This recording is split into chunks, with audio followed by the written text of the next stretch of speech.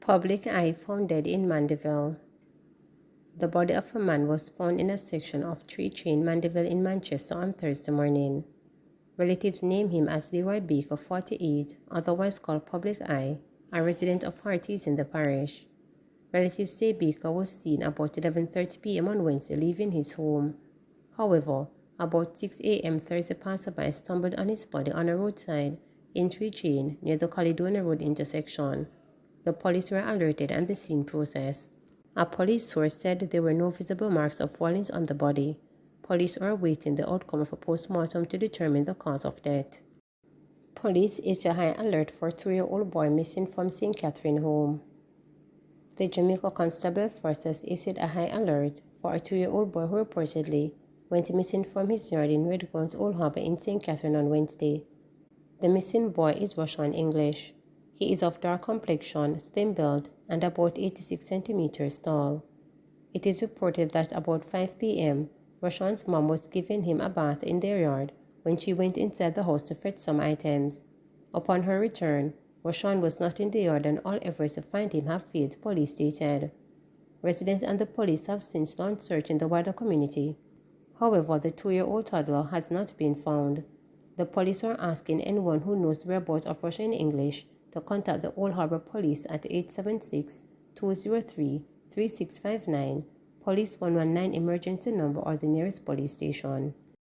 Thompson-Herah withdraws from Olympic trials due to injury. Two-time Olympic sprint double champion Elaine Thompson-Herah has withdrawn from the national trials due to injury and will be unable to defend her sprint titles at the upcoming Olympic Games in Paris. Thompson-Herah's management team made the announcement in a release on Wednesday. The 31-year-old appeared to sustain an injury during the 100-meter sprint at the New York City Grand Prix early this month and was carried off the track. It was reported that Thompson-Herah injured her ankles during the race. Thompson-Herah, the back-to-back Olympic Games sprint double champion, finished at the back of the field in 11.48 seconds. She immediately removed her shoes and limped. It was her first outing since the Classic in Eugene, Oregon last month, when she also finished last in 11.30 seconds. Curfew imposed in sections of Hanover. A 48-hour curfew has been imposed in sections of Lucy and Green Island in Hanover. The curfew began at 6 p.m. on Wednesday, June 26, and will remain in effect until 6 p.m. Friday, June 28. In Lucy, the boundaries of the curfew are north from the way of Johnstown community to the seaside, running along the coastline parallel to the main road in an easterly direction to the Elgin Town Sports Complex. East from the Elgin Town Sports Complex, traveling in the southerly direction to a point at the rear of Q District. South from the rear of Q District, traveling in a westerly direction to the rear of the Brissett community. West from the rear of Brissett community, traveling in a northerly direction to the rear of the Johnstown community to the seaside location. In Green Island, the boundaries of the curfew are north at Orange Bay Square along the highway to the small bridge beside Lobster Smokehouse, east along an imaginary line from the small bridge beside Lobster Smokehouse to Marchtown Square, south from Marchtown Road along an imaginary line through Damhead District in the entrance of Dam Road, west from the entrance of Dam Road District along the main road to Orange Bay Square. During the hours of the curfew, all persons within its boundaries are required to remain within their premises, unless otherwise authorized by the ground commander. Voss urges politicians to be mindful of examples they set for youngsters. Technology Minister Darrell Voss is urging persons in the political arena to be mindful of the examples that they set for youngsters. He made the appeal at the Universal Service Fund public Wi-Fi launch in Papim, St. Andrew on Wednesday. Mr. Voss noted that current interactions in the political sphere are not inspiring. He further urged politicians to refrain from personal attacks on their opponents and their families. Mr. Voss said politicians must alleviate their dialogue. I make a special appeal to my colleagues in the political world. Let us get back on track. The way we are going and the road we are going is not inspiring or setting any form of example for the young ones that are gathered in here tonight. Gathered here today.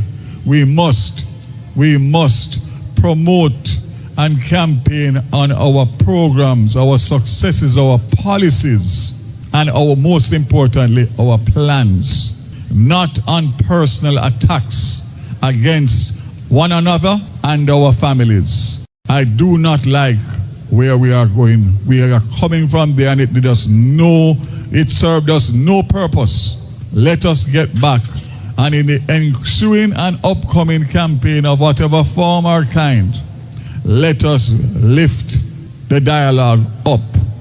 Let us go high and stay high and not go low. PNP says its issue with the health sector do not lie with public servants. The People's National Party has sought to clarify that its issues surrounding the health sector do not lie with public servants. The clarification follows concerns raised about calls from the party for several civil servants to resign. The PNP has said that the board of two regional health authorities, Permanent Secretary Duncan Bryan and Chief Medical Officer Dr. Jacqueline Bisosa Mackenzie should resign. In response, these three labor unions urged the opposition to exercise restraint when tackling issues involving civil servants and to respect the non-partisan nature of public service. In a follow-up statement, PNP General Secretary Dr. Leighton Campbell stressed that the party stands resolute with civil servants and healthcare workers. He added that someone must be held accountable for the alleged mismanagement within the health ministry. In recent days, the PNP has raised a myriad of issues surrounding the health sector, including the unavailability of ventilators and lack of intensive care spaces. Our concern is not directed at the dedicated civil servants who are often overworked and underpaid, leaving very little room for motivation. Instead, we call upon the government, the minister, and the specific accounting officers in the Ministry of Health and Wellness to address the issue of deep-seated unaccountability and the poor stewardship of the portfolio, which continue to cost Jamaican lives. We are not criticizing civil servants broadly. Our concern is with the minister and a particular civil servant who has overseen this significant mismanagement. Accountability is non-negotiable, and someone must be held responsible. If not the permanent secretary and the minister, who then should the Jamaicans hold to account for this gross negligence? The PNP remains steadfast in advocating for enhanced resources, staffing and training opportunities for healthcare workers. It is time for substantive change and proper management of our healthcare system, free from political interference and mismanagement. Those responsible for the poor stewardship of the health sector must resign. Government intensifying push to support vulnerable Jamaicans, says Minister.